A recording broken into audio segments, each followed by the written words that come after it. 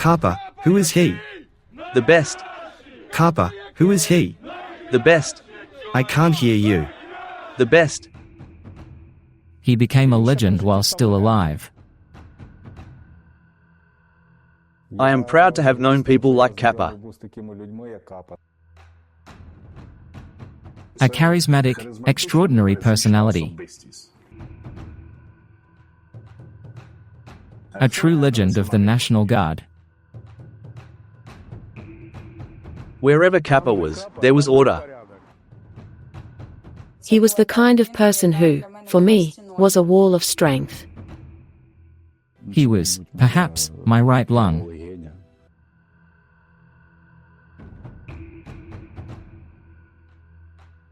Oleksandr Yushchenko, known by the call sign Kapa, has been defending Ukraine since 2014. He is called the best instructor of the Khartiia brigade, one of its founders. The man who trained dozens of sergeants. The current Sergeant Corps is largely his achievement. He selected the right people for sergeant positions. He placed them where they were needed. Because how you position your personnel determines how they perform in their units. The sergeant is the backbone of the army. He leads the soldiers, stays with them, commands them in combat positions. Just hearing his name made the guys volunteer for Khartiia. Why did I join? Because I knew who the commander was and who Kapa was. Their qualities as leaders, as individuals. They inspired me as commanders. And I knew that with these people, you could go into battle without hesitation.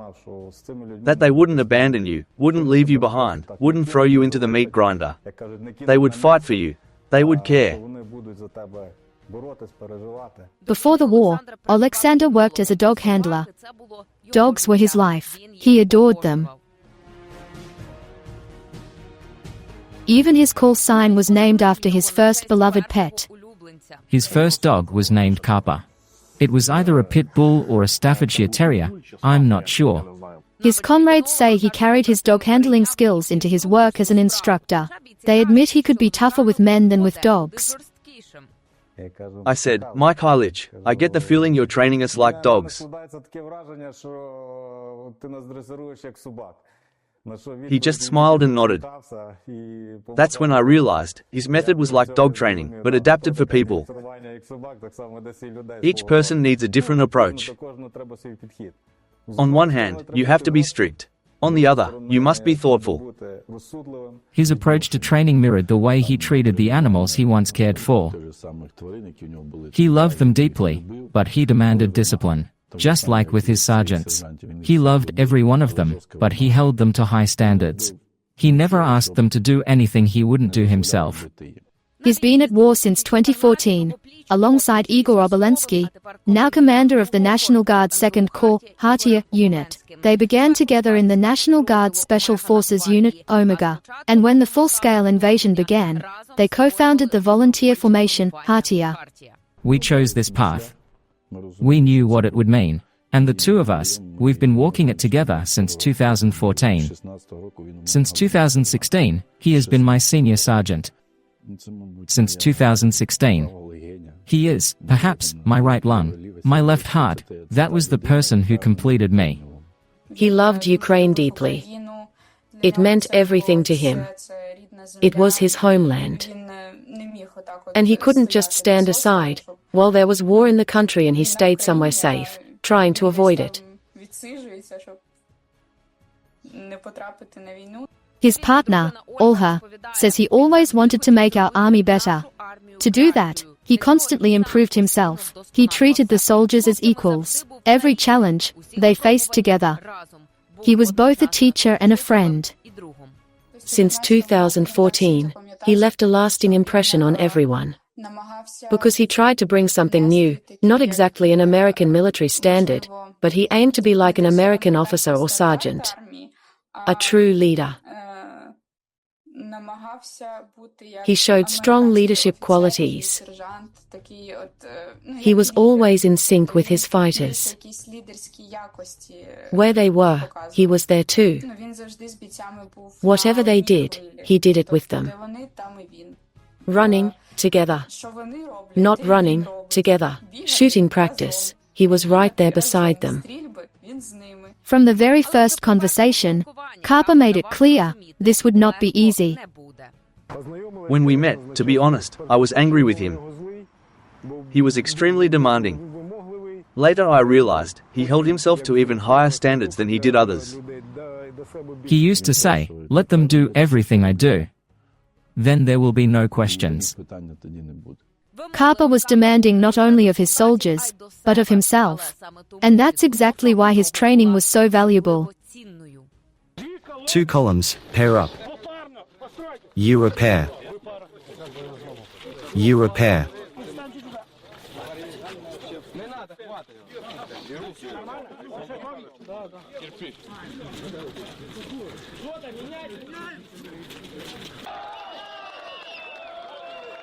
There were push-ups on fists, digging sand. There was a lot. Kapa watched everyone closely. We had an initial Cooper test. Those who failed it didn't go to the training ground. Even at the first stage, many were filtered out. I was assigned to him right from the start. I didn't yet know who Kapa was, or what that would mean. Later I understood. He paid close attention to how people handled weapons. If someone couldn't manage that, they didn't move forward. He was extremely serious about it. Because all of us who went through his school now understand, even a stick fires once a year. Weapons, far more dangerous. He was the senior sergeant of the brigade. To hold that position is essentially to be the deputy commander for the soldiers and sergeants. That person must know and be able to do everything. If he went to the engineers, he had to understand engineering and demolition. If he observed instructors training soldiers, he had to shoot flawlessly and know everything about weapons. If it was artillery, he had to understand artillery. He was a multifaceted person. He constantly read, constantly developed himself. And he defended his personnel to the very end. To Igor Obolensky, then commander of the Khartiia brigade, Kapa was the closest friend and brother in arms. Together, they built the brigade that has now become a corps. A brigade that needs no extra promotion, because it has proven its effectiveness and its care for soldiers. And that is, in large part, thanks to Kapa. He was like a part of me. The person who always stopped me when I was about to rush into something unnecessary. He would yell at me constantly, but he watched over me. Imagine this, I could forget to eat while managing combat operations. He would walk in, take me by the hand, lead me out, sit me down in the office, and not let me leave until I had eaten and had tea. He would say, "Go to sleep." I'd ask, "What do you mean?" He'd say, "Go. Go for 2 hours, you need to be ready for bigger tasks." And he controlled all of that. This is what a senior sergeant is meant to be. He is one with the commander. He ensures the commander is ready to take on more, while covering every detail. He was so communicative and intuitive with people that when he advised me whom to assign where, whom to watch closely, whom to reconsider, I realized I simply needed to trust him. We were everywhere together.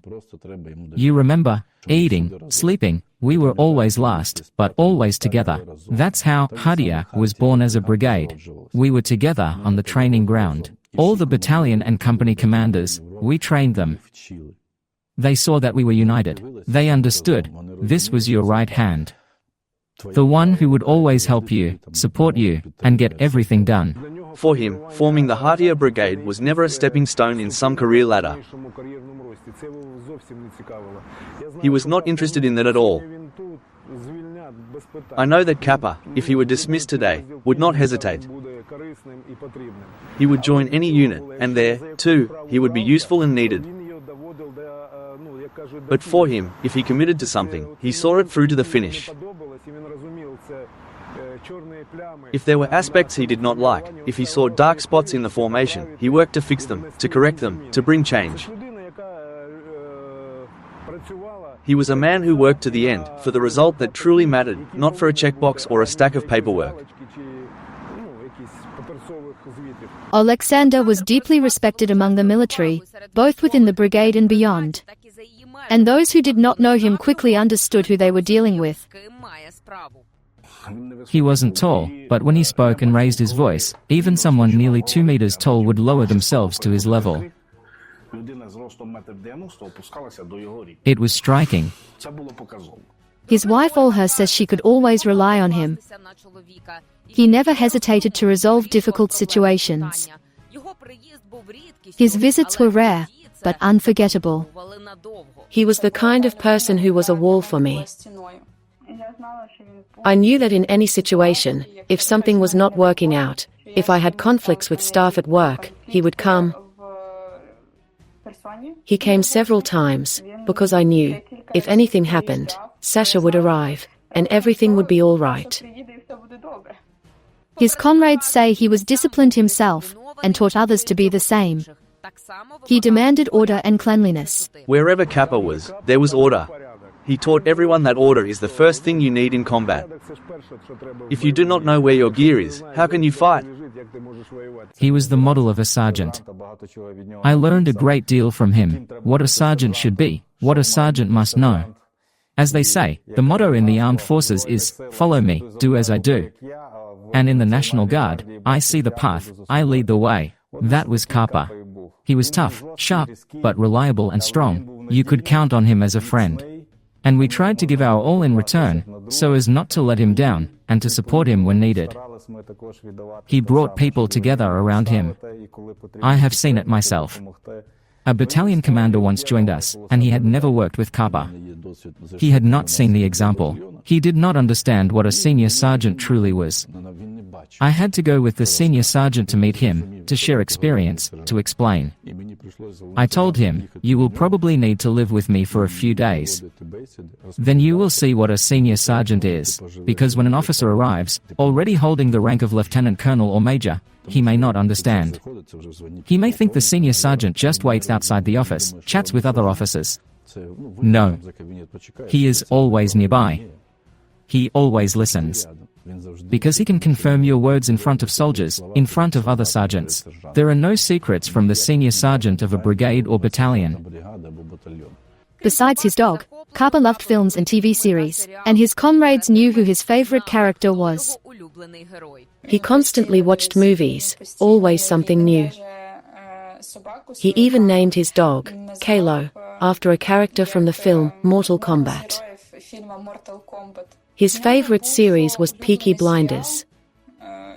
And his favorite character was Thomas Shelby. On special occasions, such as his birthday, his comrades would often gift him those distinctive, signature caps. One of his friends even gave him a cap decorated with little dog patterns on it. For 10 years, Oleksandr gave all of himself to teach others what he knew. Tragically, during a mission in April of the year 2024, Kapa was killed. What he managed to accomplish in that time cannot be measured. It was a tremendous loss, a true tragedy.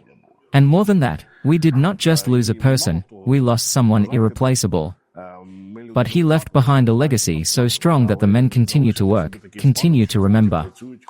He built a foundation, and that foundation is still active, training the younger generation, training new instructors. At his farewell in his hometown of Lutsk, his comrades came. So did those who, just yesterday, had been his students, and today are sergeants of Khartiia. Kapa, who is he? The best. Kapa, who is he? The best. I can't hear you. The best. It was a great loss for the entire Sergeant Corps of the brigade. Not just for the National Guard, but for all of Ukraine. Because people like him are so rare today. I say this from personal experience, I served alongside him. He taught so much. And there was still so much ahead. So many plans. In 28 years of service, I have never seen a better sergeant. It was a dark day. Not only for our team, but for the entire country. The death of such a leader, such a warrior sergeant, hit us hard.